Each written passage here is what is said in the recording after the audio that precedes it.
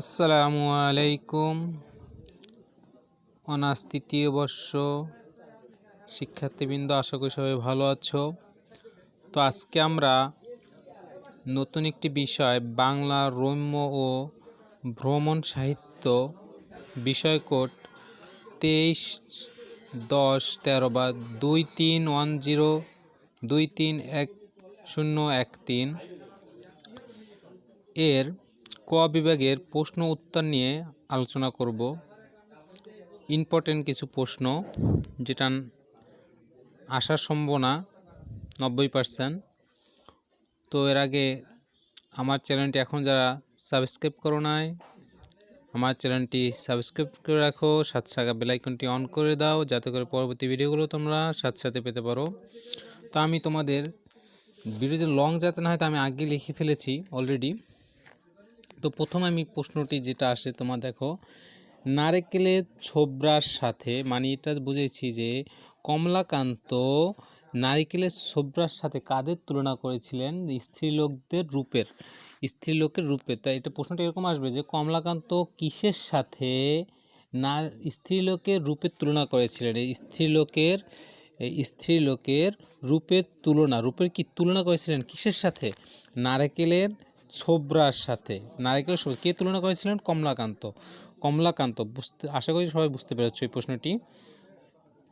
বৈচিত্র্য শূন্য জীবনের জন্য পতঙ্গ পুড়ে, এই কথাটা মানি যে পতঙ্গ কেন পুড়ে মরতে চায়? একজন ব্যক্তি পতঙ্গ কেন পুড়ে মরতে চায়?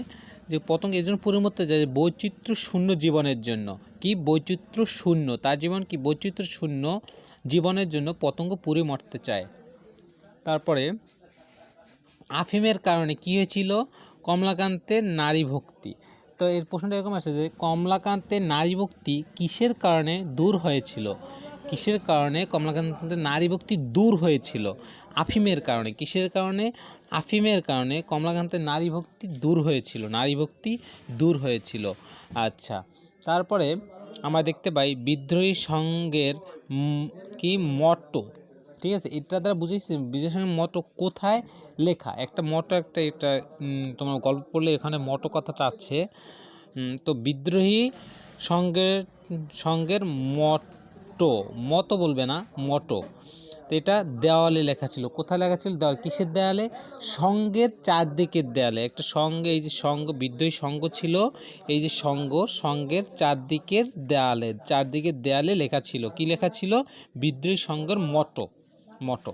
তারপরে আমরা আসি মটো কথাটা খেয়াল রাখবে, মটো।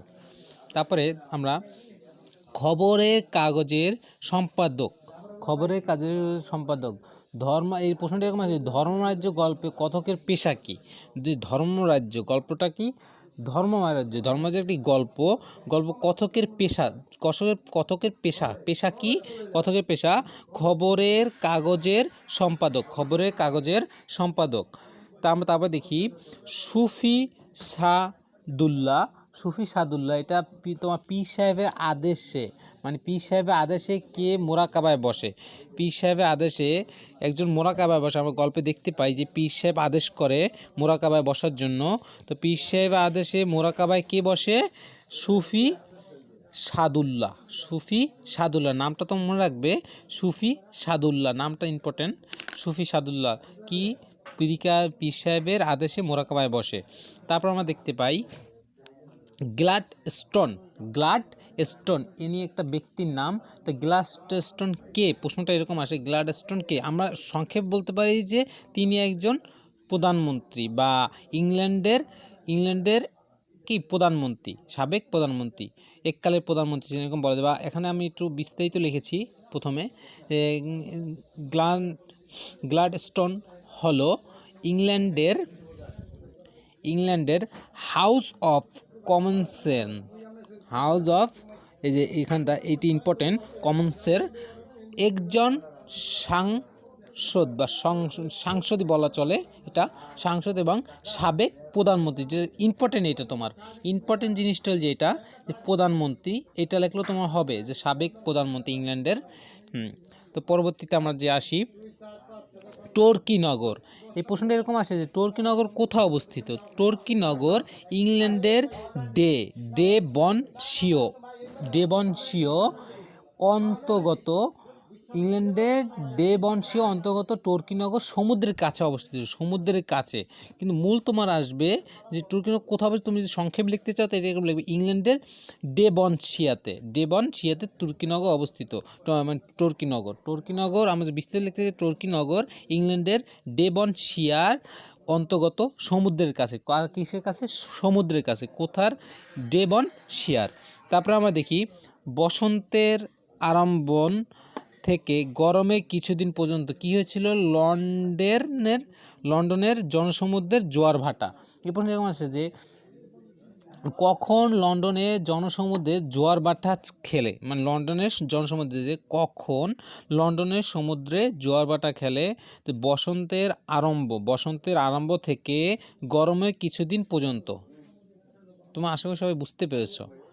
বসন্তের আরম্ভ থেকে গরমের কিছুদিন পর্যন্ত কি খেলে? লন্ডনের জোয়ার ভাটা খেলে। তো আজকে ভিডিও এই পর্যন্তই থাকবে। সবাইকে ধন্যবাদ। পরবর্তীটি পাওয়ার জন্য আমার চ্যানেলটি এখনই সাবস্ক্রাইব করে রাখো, পাশে থাকা বেল আইকনটি অন করে দাও যাতে করে তোমার পরবর্তী ভিডিওগুলো তোমার সাথে সাথে পেতে পারো। সবাইকে ধন্যবাদ।